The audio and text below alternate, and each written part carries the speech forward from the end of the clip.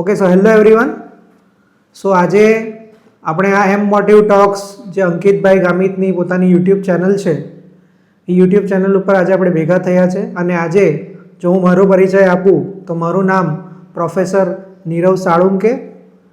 હું પોતે બારડોલી સ્થિત આરએનજી પટેલ ઇન્સ્ટિટ્યૂટ ઓફ ટેકનોલોજીની અંદર આસિસ્ટન્ટ પ્રોફેસર તરીકે ફરજ બજાવું છું. છેલ્લા 8 વર્ષથી હું આસિસ્ટન્ટ પ્રોફેસર તરીકે ફરજ બજાવું છું. અને આજે આપણે જે વિષય ઉપર વાત કરવા જઈ રહ્યા છે એ વિષય છે કે 12મા ધોરણ પછી જે સાયન્સના વિદ્યાર્થીઓ છે કે જેમણે મેથ્સ ગ્રુપ સિલેક્ટ કર્યું છે તો તેમના માટે 12મા ધોરણ પછી કઈ કઈ બ્રાન્ચ અવેલેબલ છે અને પર્ટિક્યુલર બ્રાન્ચનું સિલેક્શન કર્યા પછી તમારા માટે જોબની ઓપોર્ચ્યુનિટી જે છે એ કઈ કઈ અવેલેબલ થાય છે તો તે વિશે આજે આપણે માહિતી મેળવીશું.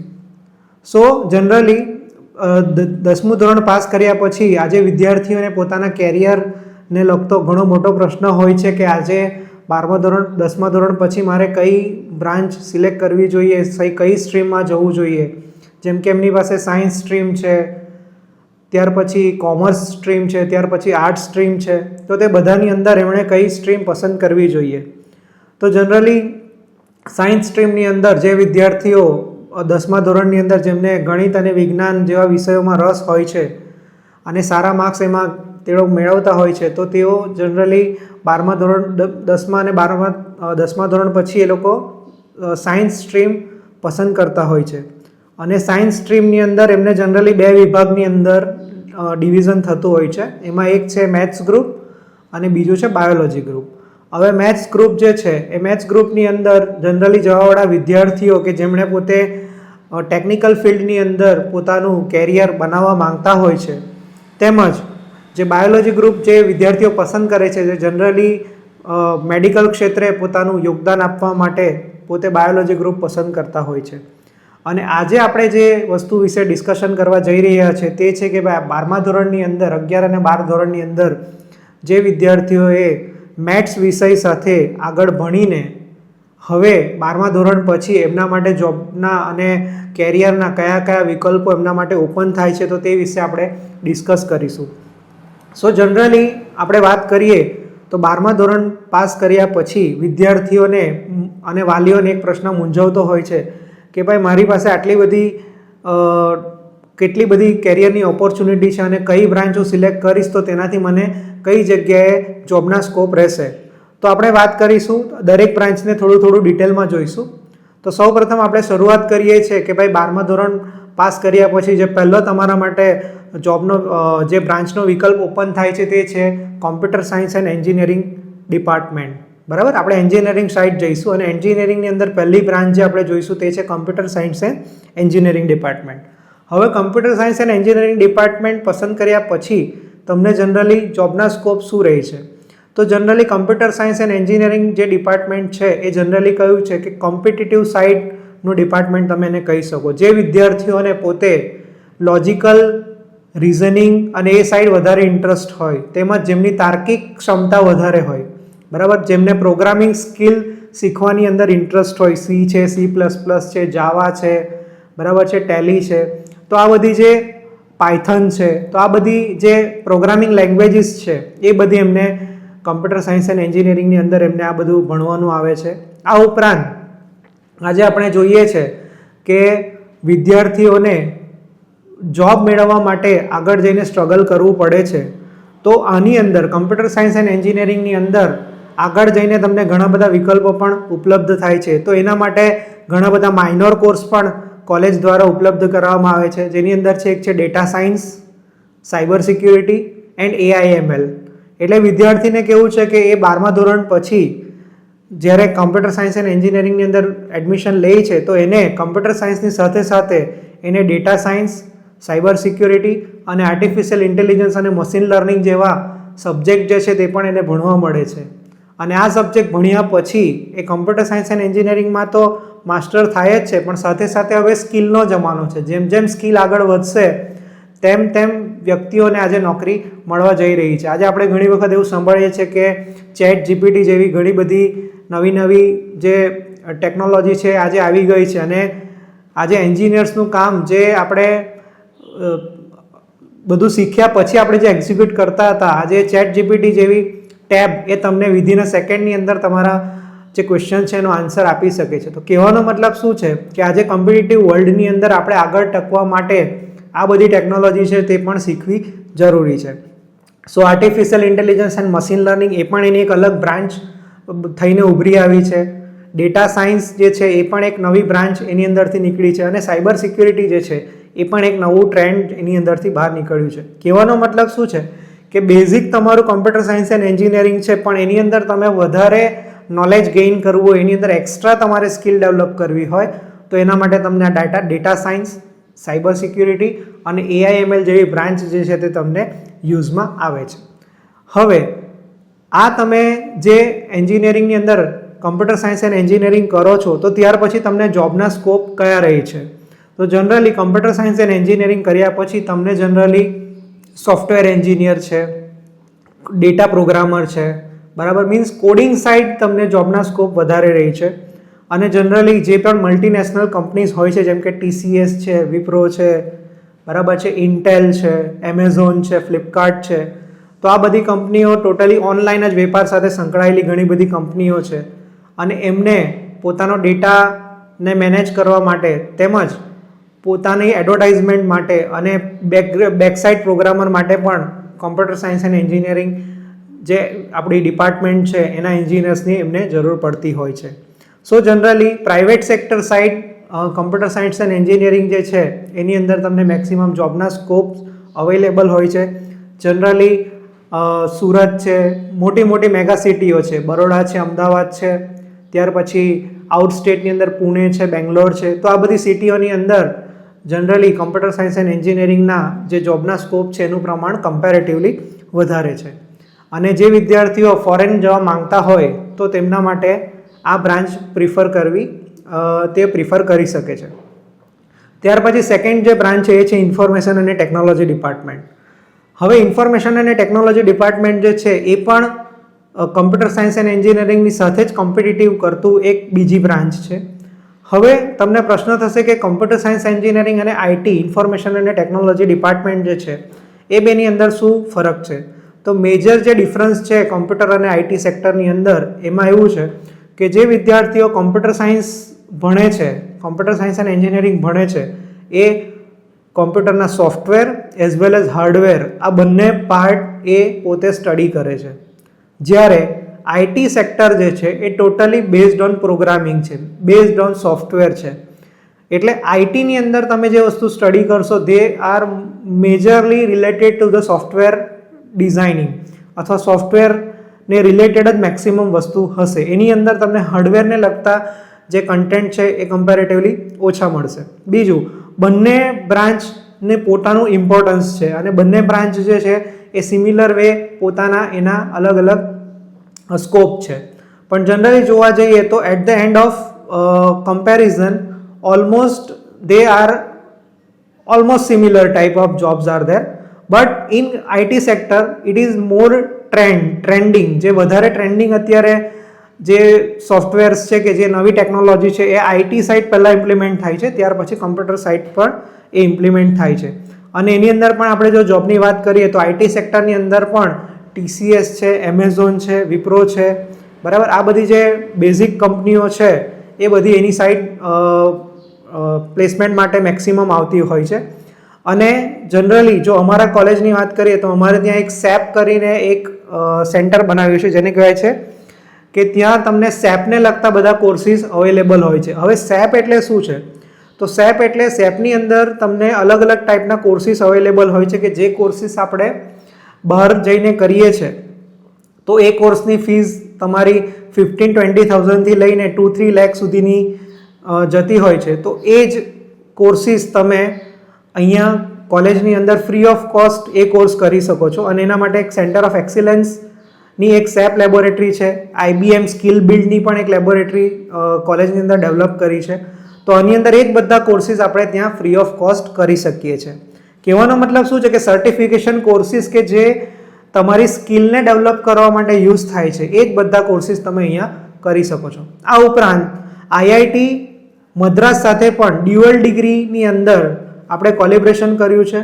એટલે એની અંદર કેવું છે કે તમે અહીંયા જે તમારો 4 વર્ષનો જે બીટેકનો કોર્સ છે એ કરવાની સાથે સાથે તમે આ આઈઆઈટી મદ્રાસના કોર્સિસ પણ કરી શકો છો, જે ઓનલાઈન મોડ પર છે. એટલે તમને ડ્યુઅલ ડિગ્રી મળશે. એક તો કોલેજની ડિગ્રી પોતાની તો મળવાની જ છે, પણ સાથે સાથે તમને જે આઈઆઈટી મદ્રાસ દ્વારા જે કોર્સ ઓફર થાય છે એની પણ ઓનલાઈન ડિગ્રી જે છે તે તમને અવેલેબલ થાય છે. ત્યાર પછી નેક્સ્ટ જે આપણને અવેલેબલ થાય છે તે છે third branch, that is chemical engineering department. So chemical engineering ડિપાર્ટમેન્ટની જો આપણે વાત કરીએ તો જનરલી જે વિદ્યાર્થીઓને 11-12ની અંદર કેમિસ્ટ્રી સબ્જેક્ટની અંદર જો વધારે ઇન્ટરેસ્ટ હોય અને જો કેમિકલ ક્ષેત્રે પોતાનું યોગદાન આપવા માંગતા હોય તો તે વિદ્યાર્થીઓ કેમિસ્ટ્રી બ્રાન્ચ જે છે તે પ્રિફર કરી શકે છે. કેમિકલ બ્રાન્ચ તમે 4 વર્ષનો કોર્સ કમ્પ્લીટ કર્યા પછી એની અંદર તમને શું અવેલેબિલિટી રહી છે તો તમે કદાચ ઓબ્ઝર્વ કરશો તો સાઉથ ગુજરાતની અંદર જે આપણા અહીંયા જોવા જઈએ તો અંકલેશ્વર છે, વાપી છે, એ જે આખો પટ્ટો છે એ આખો કેમિકલ ઇન્ડસ્ટ્રીનો ઝોન છે. સો જનરલી કેમિકલ ઇન્ડસ્ટ્રીઝ જે છે એ બધી તમારી વાપી અને સેલવાસ એઝ વેલ એઝ અહીંયા અંકલેશ્વરના રિજિયનની અંદર મેક્સિમમ આ બધી કંપનીઓ આવી છે. તો જે વિદ્યાર્થીઓને કેમિકલની અંદર ઇન્ટરેસ્ટ હશે તો તેઓ પોતાના કેરિયર કેમિકલ સાઇટ બનાવી શકે છે અને અહીંયાની જે નજીકની બધી ઇન્ડસ્ટ્રીઝ છે જેમ કે યુપીએલ છે, અતુલ છે, બરાબર છે, ત્યાર પછી ઘણી બધી એવી કેમિકલ ઇન્ડસ્ટ્રીઝ છે કે જે નિયર બાય રિજિયનની અંદર આવી છે, અંકલેશ્વરમાં છે, વાપીમાં છે, તો ત્યાં પણ એ પોતાનું કેરિયર બનાવી શકે છે. બીજું, કેમિકલ ડિપાર્ટમેન્ટની અંદર આપણે વેસ્ટ વોટર મેનેજમેન્ટનો એક માઇનોર કોર્સ ઓફર કર્યો છે કે જે કોર્સ કર્યા પછી પણ વિદ્યાર્થીને બેચલર ઇન કેમિકલ એન્જિનિયરિંગની સાથે સાથે એમને વેસ્ટ વોટર ટ્રીટમેન્ટનું પણ નોલેજ મળે છે. એટલે કાલ ઉઠીને જો કોઈ ઇન્ડસ્ટ્રી તમારી કેમિકલ સાઇટ પ્લેસમેન્ટ માટે આવે છે અને વેસ્ટ વોટર ટ્રીટમેન્ટને રિલેટેડ જો એને કેન્ડિડેટની રિક્વાયરમેન્ટ હોય છે તો તે એના થ્રુ પણ એ પ્લેસમેન્ટ થઈ શકે છે. આ ઉપરાંત રિલાયન્સ ઇન્ડસ્ટ્રીઝ જે છે એ પણ કેમિકલ સાઇડના વિદ્યાર્થીઓના પ્લેસમેન્ટ માટે આવે છે, યુપીએલ પણ આવે છે, બરાબર છે. તો આ બધી જે મોટી મોટી કંપનીઓ છે એ તમારા અહીંયા પ્લેસમેન્ટ માટે એમને કેમિકલ સાઇડ જોબના સ્કોપ રહી છે. આ ઉપરાંત ગવર્મેન્ટ સેક્ટરની અંદર પણ એમને જોબના સ્કોપ જે છે તે કેમિકલ સાઇડથી આપણને અવેલેબલ થતા હોય છે. ત્યાર પછી જે નેક્સ્ટ બ્રાન્ચ છે એ છે તમારી mechanical engineering branch. Now mechanical engineering branch જે છે એ જનરલી કોર બ્રાન્ચ કેમિકલ છે, મિકેનિકલ છે, સિવિલ છે, ઇલેક્ટ્રિકલ્સ, બધી કોર બ્રાન્ચીસ છે જ અમારી generally. So mechanical engineering department જે છે એ generally they are deal with the machines. So generally મશીન્સની અંદર આપણા વ્હીકલ્સ લઈ લો, 2 સ્ટ્રોક એન્જિન, 4 સ્ટ્રોક એન્જિન, ત્યાર પછી એન્જિનિયરિંગની અંદર સીએનસી મશીન આવે છે, વીએમસી મશીન આવે છે, મેટલ 3D પ્રિન્ટર આવે છે. તો આ બધી વસ્તુ જે છે એના પણ કોર્સિસ જે છે તે આપણને અહીંયા મિકેનિકલની અંદર ભણવા મળે છે. જનરલી મિકેનિકલ ડિપાર્ટમેન્ટ જે they are related with the designing, જેમ કે ઓટોકેડ સોફ્ટવેર છે, તો એ બધી સાઇડ તમે આગળ પોતાનું કેરિયર બનાવી શકો છો. અને એના માટેનું પણ જે ટ્રેનિંગ સેન્ટર છે તે આપણા અહીંયા બારડોલી જે હું કોલેજમાં ભણાવું છું ત્યાં એના માટેનું સેન્ટર પણ અવેલેબલ છે. એની સાથે સાથે ગવર્મેન્ટ ઓફ ઇન્ડિયા દ્વારા સ્થાપિત કોલેજની અંદર ટોટલ 50 કરોડના ખર્ચે બનાવેલ CEFC સેન્ટર છે, કોમન એન્જિનિયરિંગ ફેસિલિટી સેન્ટર, કે જેની અંદર વર્લ્ડ ક્લાસ ઇક્વિપમેન્ટ્સ જે છે તે કોલેજની અંદર મૂકવામાં આવ્યા છે. એની અંદર CNC મશીન છે, VMC મશીન છે, મેટલ 3D પ્રિન્ટર છે જે હુર્કો, જાપાન, બરાબર, USA, અને ત્યાર પછી મેટલ 3D પ્રિન્ટર કે જે એક મેટલ 3D પ્રિન્ટરની cost around 5 to 7 crore rupees છે. તો એ પણ ઇન્સ્ટ્રુમેન્ટ જે છે તે CEFC સેન્ટરની અંદર એસ્ટાબ્લિશ કરવામાં આવ્યું છે. કહેવાનો મતલબ શું છે કે જે વિદ્યાર્થીઓ ઇન્ડસ્ટ્રી રેડી બનવા માંગતા હોય તો તેમના માટે મિકેનિકલ ડિપાર્ટમેન્ટ જે છે એ પણ એમના માટે જોબની ઓપોર્ચ્યુનિટી પ્રોવાઈડ કરી શકે છે. જનરલી જે વિદ્યાર્થીઓને પ્રોડક્શન સાઇડ ઇન્ટરેસ્ટ હોય કે ભાઈ મારે પ્રોડક્શન ટેકનોલોજીની અંદર પોતાનું કેરિયર બનાવવું છે તો એમના માટે પણ એ જોબનો સ્કોપ ઓપન થાય છે. આ ઉપરાંત મિકેનિકલ ડિપાર્ટમેન્ટની અંદર આપણે એક કોર્સ ઓફર કર્યો છે જેને કહે છે કે 3D પ્રિન્ટિંગનો કોર્સ. દેટ મીન્સ કે મિકેનિકલ એન્જિનિયરિંગ તમે ભણો છો અને સાથે સાથે મેટલ 3D પ્રિન્ટરનો પણ તમે કોર્સ કરો છો, તો જ્યારે વિદ્યાર્થી 4th semester, 5th semester, 6th અને 7th સેમિસ્ટરમાં હોય છે તો ત્યારે એણે એક સબ્જેક્ટ એક્સ્ટ્રા ભણવો પડે છે, જેને માઇનોર કોર્સ આપણે કહીએ છીએ. તો મિકેનિકલ ડિપાર્ટમેન્ટમાં આપણે મેટલ 3D પ્રિન્ટરનો એક માઇનોર કોર્સ ઓફર કરીએ છીએ કે જેથી કરીને જો વિદ્યાર્થી એ કોર્સ પાસ કરે છે તો જ્યારે એ 4 વર્ષે બહાર નીકળશે તો તેને BTech in mechanical engineering with specialisation in 3D printing એવો એને ડિગ્રી પ્રાપ્ત થશે. સાથે સાથે મિકેનિકલ એન્જિનિયરિંગ કર્યા પછી વિદ્યાર્થીને જો જોબના સ્કોપની વાત કરીએ આપણે તો આજે કોઈ પણ ઇન્ડસ્ટ્રી છે એની અંદર મિકેનિકલ એન્જિનિયરિંગની આપણને જરૂર પડતી જ હોય છે. એના વગર કોઈ પણ ઇન્ડસ્ટ્રી ચાલતી નથી. એટલે નાનામાં નાની ઇન્ડસ્ટ્રીથી લઈને મોટામાં મોટી દરેક ઇન્ડસ્ટ્રીની અંદર આપણને મિકેનિકલ એન્જિનિયરની રિક્વાયરમેન્ટ પડતી હોય છે, કારણ કે આજે પ્રોડક્શન સાઇડ આપણે કોઈ પણ કામ કરવું હોય તો આપણે એની મેક્સિમમ રિક્વાયરમેન્ટ રહે છે. આ ઉપરાંત જો પ્લેસમેન્ટની વાત કરીએ તો એની અંદર પણ રિલાયન્સ ઇન્ડસ્ટ્રીઝ છે, અદાણી છે, બરાબર. ત્યાર પછી જે બેઝિક મેક્લોઇડ્સ ફાર્મા છે, બરાબર છે, સોલેક્સ છે. તો આ બધી નિયર બાયની જે બી કોઈ ઇન્ડસ્ટ્રીઝ છે કે જેને મિકેનિકલ સાઇડ પ્લેસમેન્ટની જરૂર પડતી હોય છે એ બધી જ કંપનીઓ અહીંયા કોલેજમાં એમના પ્લેસમેન્ટ માટે કોલેજની અંદર જ આવે છે અને વિદ્યાર્થીઓને અહીંયાથી જ સિલેક્શન આપે છે. So that is four related to mechanical engineering. ત્યાર પછી વાત આવે છે સિવિલ એન્જિનિયરિંગની. હવે ધારો કે જનરલી કેવું છે કે જે વિદ્યાર્થીઓને ગવર્મેન્ટ સાઇડ સેક્ટરના જોબના ચાન્સીસ જેમને જોઈતા હોય, બરાબર છે, તેમના માટે જનરલી 2 બ્રાન્ચ જે છે એ મેક્સિમમ ગવર્મેન્ટ સેક્ટરના જોબ આપે છે. આમ જોવા જઈએ તો ઘણી બધી તમારા મિકેનિકલ સાઇડ પણ ગવર્મેન્ટ જોબના ચાન્સીસ રહી છે, કેમિકલ સાઇડ પણ ગવર્મેન્ટ જોબના ચાન્સીસ રહી છે, પણ મેક્સિમમ જો કોઈ ગવર્મેન્ટની ભરતીની જાહેરાતો પડતી હોય છે તો 2 ડિપાર્ટમેન્ટની અંદર પડે છે. એક છે સિવિલ એન્જિનિયરિંગની અંદર અને બીજું છે ઇલેક્ટ્રિકલ એન્જિનિયરિંગની અંદર. નાવ સિવિલ એન્જિનિયરિંગ જે છે એ પણ 4 વર્ષનો કોર્સ છે અને સિવિલ એન્જિનિયરિંગની અંદર તમે આ કોર્સ કર્યા પછી આગળ જઈને તમને જોબના સ્કોપ શું રહે છે તો જનરલી સિવિલની અંદર તમે આજે R&B department, road and building ડિપાર્ટમેન્ટની જે વાત કરો છો તો એની અંદર તમને એક જોબના ચાન્સીસ રહે છે.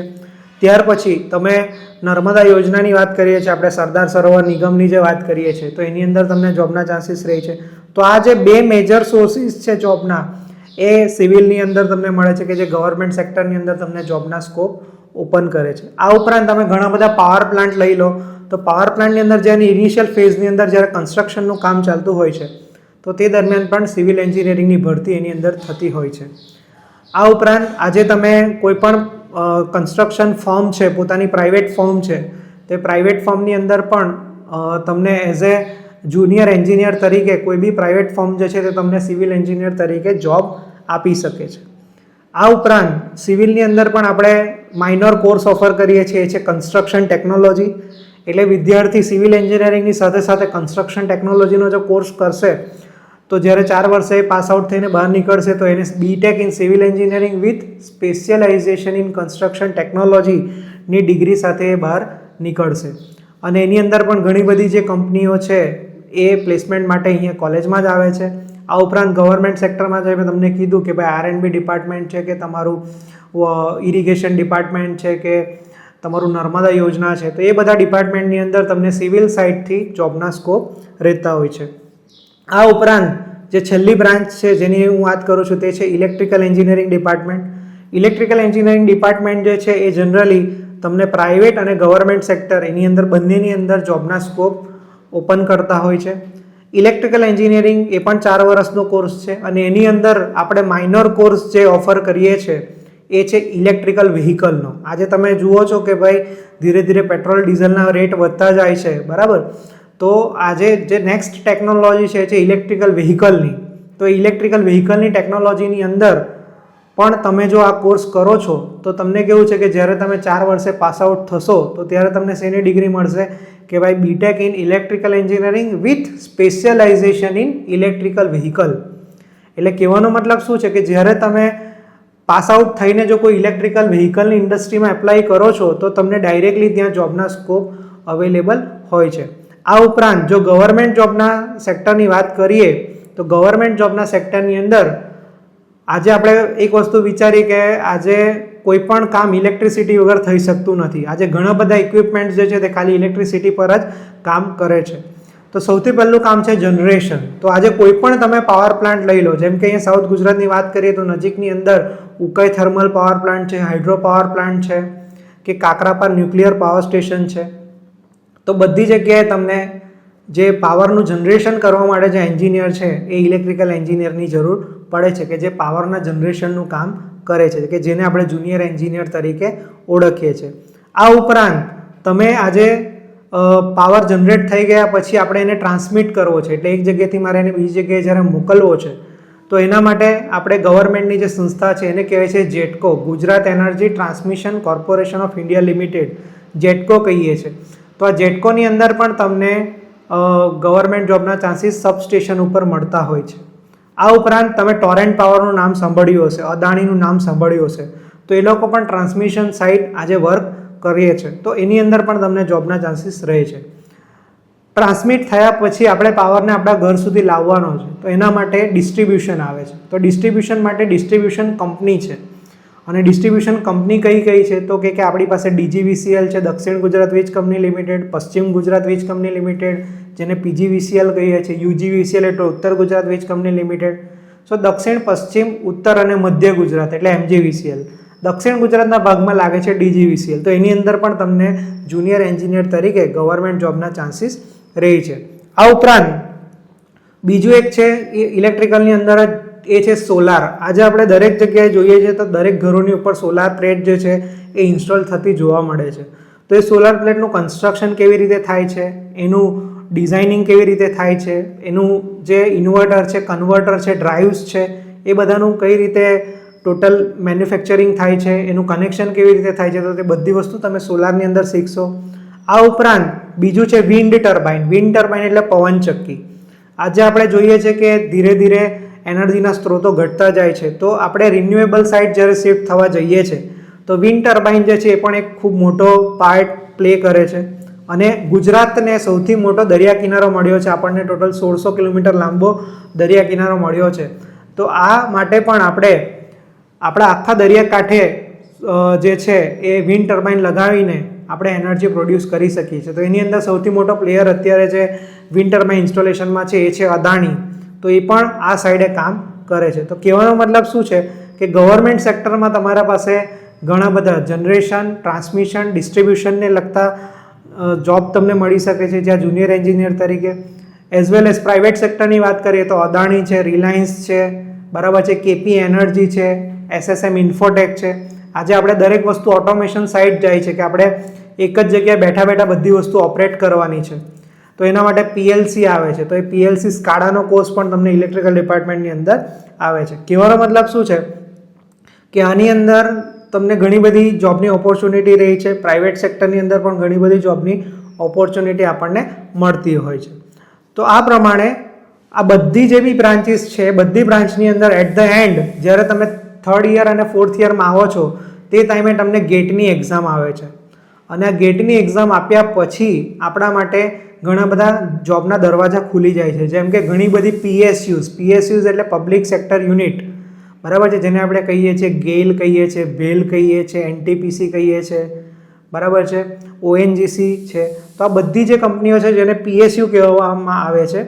અને આ PSU થકી પણ આપણે જે છે તે ગવર્મેન્ટ જોબની અંદર લાગી શકીએ છીએ. પણ એના માટેની એક રિક્વાયરમેન્ટ છે કે તમારે ગેટની એક્ઝામ જ્યારે 3rd યર અને 4th યરમાં હોવ છો, મિનિમમ ક્રાઇટેરિયા છે ગેટ એક્ઝામનો કે તમે 3rd યરમાં હોવા જોઈએ અને 4th યરમાં તમે હોવ છો ત્યારે પણ તમે એક્ઝામ આપી શકો છો. ઇવન પાસ આઉટ થયા પછી પણ તમે ગેટની એક્ઝામ આપી શકો છો.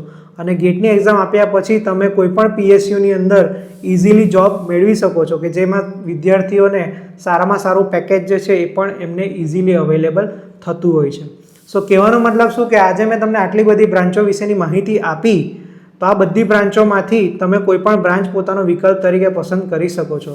આ ઉપરાંત વિદ્યાર્થીઓને ઘણી વખત એરોનોટિકલ બ્રાન્ચ છે, બરાબર છે, એની પણ માહિતી જોઈતી હોય છે. તો એરોનોટિકલ એ પણ એક બ્રાન્ચ છે કે જેની અંદર તમારે ઇલેક્ટ્રિક મતલબ વિમાનનું ડિઝાઇનિંગ છે કે એરોનોટિકલ ઇક્વિપમેન્ટ્સ છે એનું ડિઝાઇનિંગ કરવાનું હોય છે. તો એ એક આખી અલગ ફિલ્ડ છે.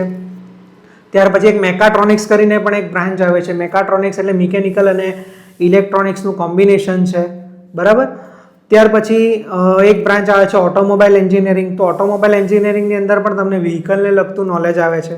કહેવાનો મતલબ શું છે કે તમારા માટે આ બધી અલગ અલગ બ્રાન્ચીસ જે છે તે તમારા માટે ઓપન છે. પણ જનરલી આપણે કોર બ્રાન્ચીસ જે છે એનો વિકલ્પ તરીકે પસંદ કરીએ, બરાબર છે. તો આજે આ બધી બ્રાન્ચો તમને જે એક્સપ્લેન કરવામાં આવી છે, આ બધી બ્રાન્ચનું પોતાનું ઇમ્પોર્ટન્સ છે, બરાબર છે. કહેવાનો મતલબ શું છે કે તમારે ડિસાઇડ કરવાનું છે કે તમારે કઈ જગ્યાએ જવું છે, બરાબર. અને બધી જ બ્રાન્ચો સારી છે, બધી જ બ્રાન્ચોમાં તમે મહેનત કરશો તો તમે સારી જગ્યાએ પહોંચી જ શકશો. Okay, so thank you very much. અને આના માટે ગવર્મેન્ટ તરફથી પણ ઘણી બધી સ્કોલરશિપ્સની યોજના જે છે તે આજે અવેલેબલ થાય છે. જેમ કે એસટી અને એસસીના વિદ્યાર્થીઓ હોય છે તો તેને ફ્રીશિપ કાર્ડ નીકળે છે. ફ્રીશિપ કાર્ડ એટલે શું? તો કે જ્યારે તમારે વાલીની આવક જો 2.5 લાખ રૂપિયા કરતાં ઓછી હોય છે બોયઝ કેન્ડિડેટની, એટલે વિદ્યાર્થી બોય છે અને એની વાલીની આવક જો 2.5 લાખ કરતાં ઓછી છે, તો હાલની પરિસ્થિતિમાં વિદ્યાર્થીને ફ્રીશિપ કાર્ડ નીકળે છે. પણ એ ફ્રીશિપ કાર્ડ ક્યારે નીકળે છે? એક વખત એડમિશન થઈ ગયા પછી ફ્રીશિપ કાર્ડની પ્રોસેસ કરવાની હોય છે. અને ફ્રીશિપ કાર્ડમાં કઈ રીતના હોય છે કે તમે આજે કોઈ પણ પ્રાઇવેટ કોલેજીસમાં પણ અભ્યાસ કરો છો તો પણ તમને એ ફ્રીશિપ કાર્ડની મદદથી તમને કોલેજની તમામ ફી તમને મળતી હોય છે. એટલે ઘણી વખત વિદ્યાર્થી અને વાલીને પ્રશ્ન મૂંઝવતો હોય છે કે ભાઈ સર અમારી પાસે પૈસા નથી અને અમારે વિદ્યાર્થીને ભણાવવું છે, તો ગવર્મેન્ટ તરફથી જે આ ફ્રીશિપ કાર્ડ યોજના છે એ ફ્રીશિપ કાર્ડ યોજનાનો પણ વિદ્યાર્થી લાભ લઈ શકે છે. એના માટે ફિમેલ કેન્ડિડેટ માટે કોઈ આવકની મર્યાદા નથી કે વાલીની ગમે તેટલી આવક હશે તો પણ એનો ફ્રીશિપ કાર્ડ નીકળશે. જ્યારે બોયઝ કેન્ડિડેટ માટે 2.5 લાખ રૂપિયા સુધીની એક લોક લગાવ્યું છે કે 2.5 લાખ કરતાં ઓછી આવક હશે તો જ એસટી અથવા એસસી વિદ્યાર્થીનું ફ્રીશિપ કાર્ડ બની શકશે. આ ઉપરાંત કોઈ ઓપન કેટેગરીનો વિદ્યાર્થી હોય અને જો એના પર્સન્ટેજ સારા હોય તો એના માટે ગવર્મેન્ટે MYSY સ્કોલરશિપ યોજના કાઢી છે. MYSY એટલે મુખ્યમંત્રી યુવા સ્વાવલંબન યોજના. સો MYSY સ્કોલરશિપ શું છે કે જો કોઈ વિદ્યાર્થી કોઈ પણ કેટેગરીનો હોય, ઓપન કેટેગરીનો હોય, ઓબીસીનો હોય કે કોઈ પણ એસટી એસસીનો પણ વિદ્યાર્થી હશે અને જો એના 80% કરતાં વધારે માર્ક્સ આવ્યા હોય 12મા ધોરણની અંદર, તો આપણે એમને ગવર્મેન્ટ ઓફ ગુજરાત, જેને કહેવાય છે મુખ્યમંત્રી યુવા સ્વાવલંબન યોજના, એ અંતર્ગત વિદ્યાર્થીને ટોટલ 50% ફીસ જે છે તે ગવર્મેન્ટ તરફથી એને મળતી હોય છે. એટલે ધારો કે કોલેજની ફીસ 60,000 છે તો એની હાફ ફીસ એટલે 30,000 રૂપીઝ એને ગવર્મેન્ટ તરફથી સહાય મળતી હોય છે અને એ સહાય એ મેળવી શકે છે. પણ સ્ટાર્ટિંગની અંદર એને પૈસા ભરવાના હોય છે અને ત્યાર પછી એના એકાઉન્ટમાં આવશે. આ ફ્રીશિપ કાર્ડની અંતર્ગત પણ એવું જ છે. ગવર્મેન્ટ મતલબ સ્કૂલમાં એણે કોલેજમાં એણે પૈસા ભરવાના થાય છે પણ એક વખત એના એકાઉન્ટમાં આવે ત્યાર પછી એ ફીસ એણે પે કરવાની છે. ત્યાર પછી વિદ્યાર્થી જો હોસ્ટેલમાં રહેતો હોય તો પણ એને એસટી એસસી વિદ્યાર્થી હશે તો પણ એને હોસ્ટેલમાં રહેવાની સહાય પણ ગવર્મેન્ટ ઓફ ગુજરાત તરફથી મળતી હોય છે. તો આ બધી સ્કીમ્સ જે છે તે તમારા માટે અવેલેબલ છે. અને આ ઉપરાંત એક ખાસ અગત્યની સૂચના છે કે ભાઈ SCPC જેને કહેવાય છે admission committee four professional courses, એટલે એન્જિનિયરિંગમાં એડમિશન માટે તમારે એક ACPCનું ફોર્મ ભરવાનું હોય છે. ACPC એટલે admission committee four professional courses. અને તમારે જો આ કોઈ પણ સ્કોલરશિપનો લાભ લેવો હોય તો કમ્પલસરી તમારું જે એડમિશન છે એ આ ACPC પોર્ટલ પર રજિસ્ટ્રેશન કરીને ઓનલાઈન જ લેવું પડશે. જો તમે ઓફલાઈન એડમિશન લેશો તો તમને આ એક પણ સ્કોલરશિપનો લાભ મળશે નહીં. કારણ કે ઘણી વખત એવું બને છે કે વિદ્યાર્થીએ કોઈ કોલેજમાં એડમિશન નથી લીધું હોવા છતાં પણ અમુક કોલેજીસ એ વિદ્યાર્થીનું નામ ત્યાં બોલાવીને ગવર્મેન્ટ પાસેથી પહેલાં સ્કોલરશિપ લેતા હતા. સો એના માટે બચવા માટે હવે ગવર્મેન્ટે શું કર્યું છે કે કમ્પલસરી વિદ્યાર્થીનું એડમિશન ઓનલાઈન જ કરાવવાનું. અને બીજું એક વસ્તુ કે ઓનલાઈન કરાવ્યા પછી એ ફી જે છે તે પણ પહેલાં કોલેજને મળતી હતી ડાયરેક્ટલી, પણ હવે એ ફીસ પણ વિદ્યાર્થીના પોતે જે એકાઉન્ટ આપ્યું છે એ એકાઉન્ટની અંદર જ એમના પૈસા મળતા હોય છે. બરાબર છે. બીજી એક વાત કરીએ કે RNG Patel institute of technology જે ડિગ્રી કોલેજ છે બારડોલીની અંદર, એની અંદર આ બધી જ બ્રાન્ચીસ છે અને બધી બ્રાન્ચીસમાંથી 100% પ્લેસમેન્ટ્સ તમને અહીંયાથી કોલેજ લેવલથી જ પ્રોવાઈડ કરવામાં આવે છે. સો તમારે આને રિલેટેડ વધુ કંઈ પણ ડાઉટ હોય તો મારું નામ પ્રોફેસર નીરવ સાલુંકે છે. તમે મારો ગમે ત્યારે સંપર્ક કરી શકો છો. Okay, so thank you very much for listening me. અને ખાસ કરીને અંકિતભાઈનો આપણે આભાર માનીએ કે આજે એમણે એક પોતાનો સમય કાઢીને આજે પોતાની યુટ્યુબ ચેનલ ઉપર તમારા બધા માટે આ વિડીયો જે છે એનામાંથી તમને થોડી ઘણી માહિતી મળી રહેશે એવું હું આશા રાખું છું. તો thank you very much. Thank you.